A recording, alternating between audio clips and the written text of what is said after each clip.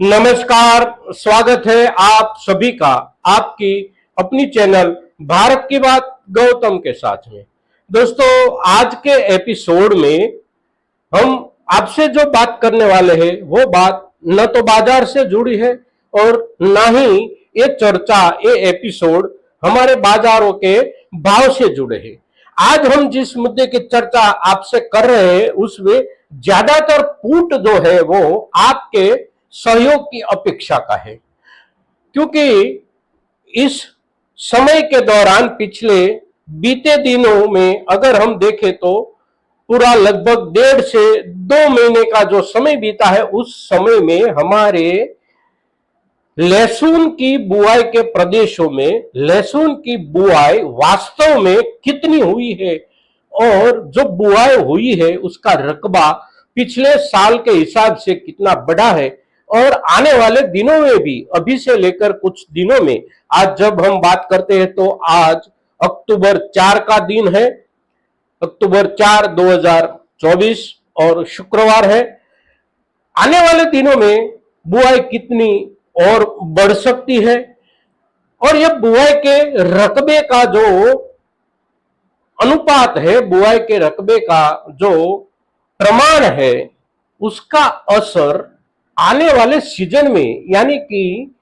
अगले वर्ष में हमारी कोई भी बुआई का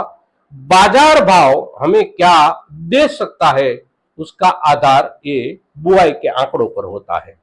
तो ये बुआई का जो आंकड़ा है हमारा, खास करके लहसुन की बुआई का जो आंकड़ा है, उसके ऊपर हम आपसे एक चर्चा के रूप में, आपकी ओर से, सभी दर्शकों की ओर से कमेंट के रूप में एक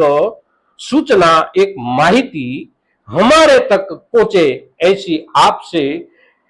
गुजारिश करते हैं, क्योंकि आप अपने गांव में, अपने आसपास के इलाकों में देखकर, जानकर जो भी स्थिति है उससे हमें माहितगार करेंगे, हमें सूचना पहुंचाएंगे हम तक, तो उसके ऊपर हम चर्चा कर सकते हैं और हमारे सभी किसान भाइयों की जानकारी में हम ये मुद्दा जो है,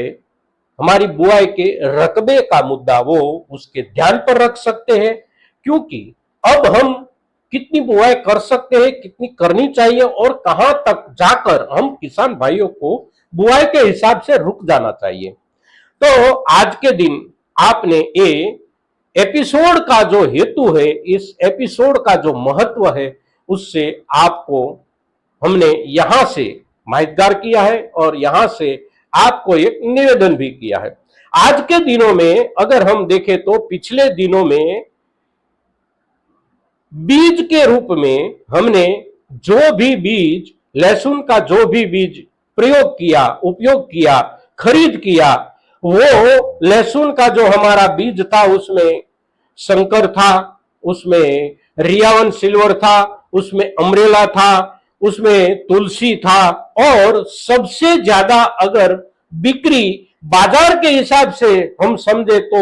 हुई है दक्षिण भारत से, यानी कि तमिलनाडु से आता हुआ ऊटी लहसुन। ऊटी लहसुन हमारे किसान भाइयों ने कुछ दिनों तक तो लगभग प्रति क्विंटल 45,000 से ऊपर भी खरीद कर बुआई के लिए अपने खेत तक बिजवारा लहसुन पहुंचाया है और उसमें से अपनी इस वर्ष की बुआई भी की है। किंतु पिछले कुछ दिनों से बुआई के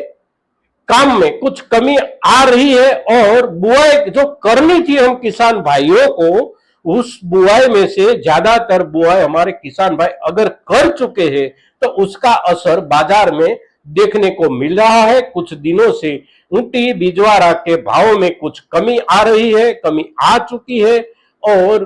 बिजवारा ऊटी के भाव में जो कमी आ रही है उसका असर बाकी बीजों के ऊपर भी पड़ रहा है और खाने का माल जो बाजार में बिकता है उसके ऊपर भी, उसके भावों में भी कुछ असर, जो नोंदपात्र असर नहीं है किंतु कुछ असर अवश्य देखने को मिल रहा है। तो आज के दिनों तक में, अभी तक में हमारे खास करके जो भी प्रदेश में, फिर वो राजस्थान का प्रदेश हो, हरियाणा का हो, मध्य प्रदेश का हो, गुजरात का हो, उत्तर प्रदेश का हो, सभी इलाकों में पिछले वर्ष के हिसाब से आज तक में बुआई का रकबा कितना बढ़ा है, ये केवल हमारे किसान भाई ही बता सकते हैं। और अगर पिछले वर्ष के मुकाबले बुआई का रकबा बहुत ज्यादा बढ़ गया है, कुछ लोग जो कह रहे हैं और जो चर्चाएं चल रही है बाजार में और हमारे किसान समुदाय में, वो चर्चा ऐसी है कि पिछले वर्ष के मुकाबले इस वर्ष इन दिनों तक में हम किसानों ने जो बुआई की है वो बुआई का रकबा लगभग 2 गुने से ज्यादा है। और अगर पिछले साल के हिसाब से 2 गुना या 2 गुने से ज्यादा रकबा हमने बो दिया है अगर, तो उसका असर आने वाले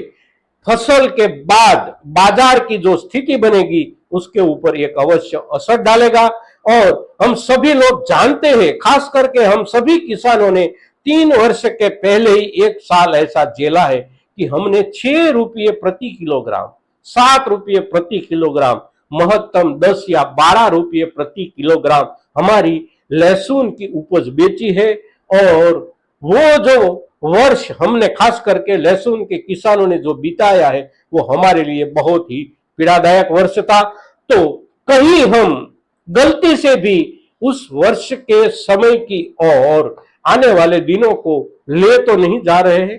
तो जो गंभीरता से सोचने वाला मुद्दा है वो ये है कि हमने आज तक में जो बुआई की है उसकी वास्तव में कितनी